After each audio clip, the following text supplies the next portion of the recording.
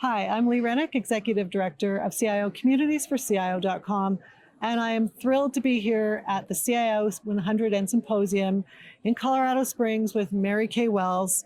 Mary Kay is the CIO of Pearson, and I'm really looking forward to interviewing you today, Mary Kay. So I was hoping you might be able to introduce yourself and Well, tell us about your thanks current for role. having me. Thanks. I really appreciate it. Thank you. Yeah, so I am a CIO, as you said, of Pearson. Yep. I'm part of the executive management team, and I've been working there now, I can't believe it, for 10 years. So, Congratulations. yeah, so I've seen a lot of change in Yeah. Pearson. Pearson is a digital education company. Yeah. And like I said, I run the infrastructure, enterprise, technology, and anything that's common around our product platforms. We run a lot in our team, and I've really enjoyed my time there. Personally, I'll just tell you a little bit Yeah. about myself. I live in North Carolina, and have two adult daughters and a wonderful husband. Oh, that's wonderful. That's very nice to hear. And I know you mentioned you've been in Canada quite a bit. I'm Canadian. You've traveled up to our country as well, which is I fantastic. love Canada. Well, you're welcome anytime to come visit. Well, I appreciate you being here today, Mary Kay. Thanks so much for joining us, and congratulations on your CIO award-winning project. I'd love to learn more about it. It's called Meeting the Challenge of Technical Debt Through Innovation. So a lot of the CIOs are talking about technical debt. I'd love to hear more about the project. Yeah, so first of all, we are honored to be awarded this a CIO 100 award. It's really a collaborative effort across many people at Pearson. And so I'll tell you where we started with the award. So when we had there was a lot of chatter at the end of 2022 around, airlines having a lot of tech debt and, really impacting the business and the customers. And really, we use that as a platform to say, we talk about tech debt, but no one really measures it. So Right. we wanted to really understand how we really attacked it and to reduce the tech debt that we had at Pearson. Pearson is 180 years old. Really started out as a holding company. When I joined, we had the Financial Times and a lot of properties that weren't even education properties. And so typically companies that have that are really holding companies have done a lot of acquisitions. Really, they acquired tech debt over a period of time, even though we've done a lot of transformation at Pearson. So what we did is we said, how do we really start to measure our technical debt? So we looked at our security posture. We looked at the number of customer impacting incidents. We looked at our ability to make changes to the technology and how quickly we could do that and be responsive. We looked at end-of-life servers, what was in our data centers, and we came up with an algorithm to really understand, we formulated a tech debt score. And that wasn't just for the enterprise technology, that was for all of our technology across Pearson. And we really got everybody on board with understanding, making sure that we, first of all, measured our assets. We understood what our software did, what was facing customers, what was really revenue generating, and really critical to the business. And we like I said, we formulated an algorithm, and we provided that tech debt score out, and then we set goals for everybody to eliminate their tech debt. And so that was across the organization. And now we used ServiceNow as our platform, Yep. right? And it's a great platform to actually start to measure and run your technology organization.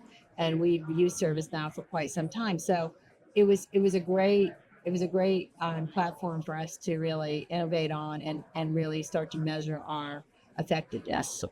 Well, it sounds like, and I was just thinking while you were saying that, you're an educational organization, and it sounds like this whole process was an educational process across the organization, correct? It absolutely was, because it's really easy to talk about tech debt, and it's really hard to we needed to really not just make everybody understand the critical nature of why it's really important to make sure that your technology is current, and we're really nurturing our our technology just like we would any other asset Yeah. inside the company.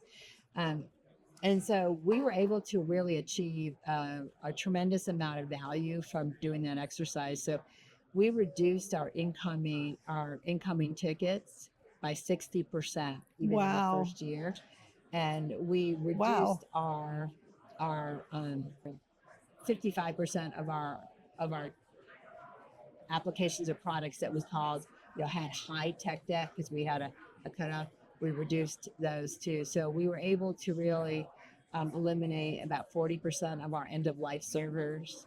So, and then we're able to now be a lot more responsive to customer issues. Wow, that's fantastic. It just sounds like such a very important project to the business, and it's been hugely successful. So, congratulations and congratulations on the award.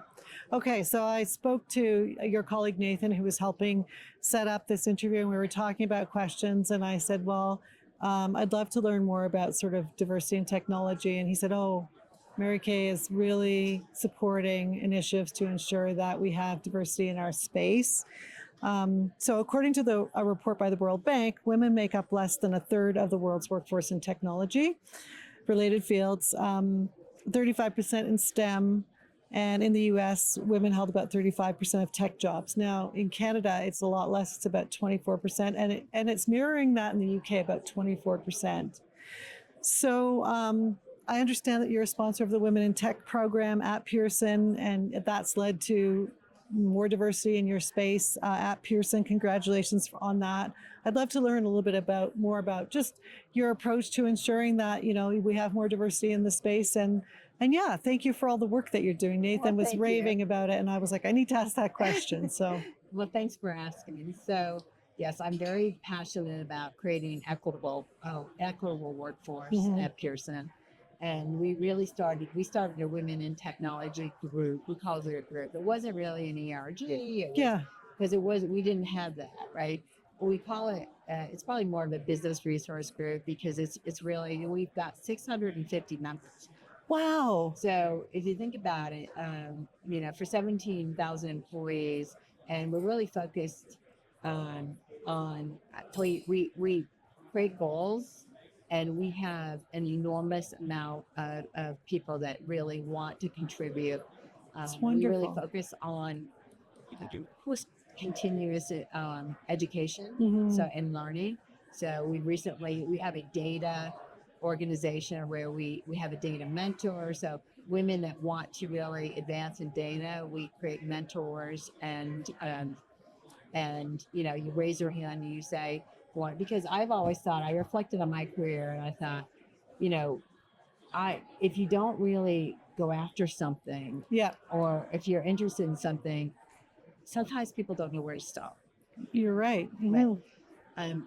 But I think the best piece of data that we had is that for women in tech, the job families, technology job families at Pearson, when we started, we had 21%. Now we have 45%. So of all of our technology job families, 45% are Wow. women. And we're not stopping there, obviously. This year, we're really focused, and we believe so passionately that allies are very important. So Yes. we're really trying to I gave the group a goal of 100 new members being met, right? Because Nice. we need those Yes. allies to really continue to grow Yes. women, and really create that really supportive network within the company.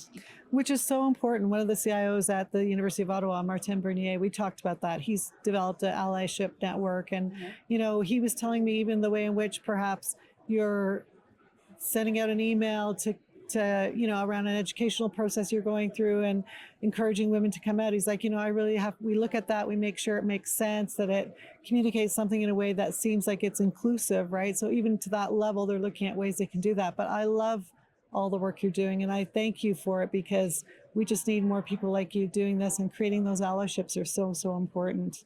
They are absolutely essential, and I think we've the excitement of both individuals wanting to be mentors, and participation in presenting in our technology summit that we have every year.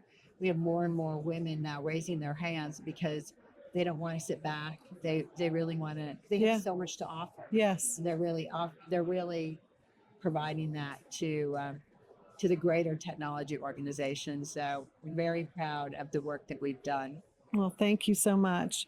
Okay, so we're at the CIO Symposium. You're presenting on a leadership track panel, and you're discussing best practices, frameworks, and tools that will help you navigate the complexities of innovation and risk management and security for the business. That's huge. It's a lot of things that don't necessarily always match up. But so, yeah, I wonder if you could provide some insights as a leader on how you evaluate the trends and guide your organization towards turning sort of these trends into value, or this idea of innovation, risk management, and security for business. Yeah. So, I was really excited when they asked me to be on the panel. They gave me a couple of different options. One was around agility and scale and innovation and risk. And I said, I can talk about either at Pearson. And I'm really excited to talk about innovation and risk. Yeah. I mean, if you think about what we do as a company, we're not, we really need to establish trust, right? Trust as being a really good education partner Yes. to institutions and to our workforce. And what we really believe in is we believe in establishing really solid learning outcomes. So we focus on learning outcomes. We focus on providing positive experiences. We take protecting our customer data very important. Yes. It's a very and we need to make sure that we preserve our partnerships. So we have partnerships with institutions, enterprises, and then also partnerships with people that we would be working with in technology. Right. And so all of that you have to balance in a day in, day out basis, right?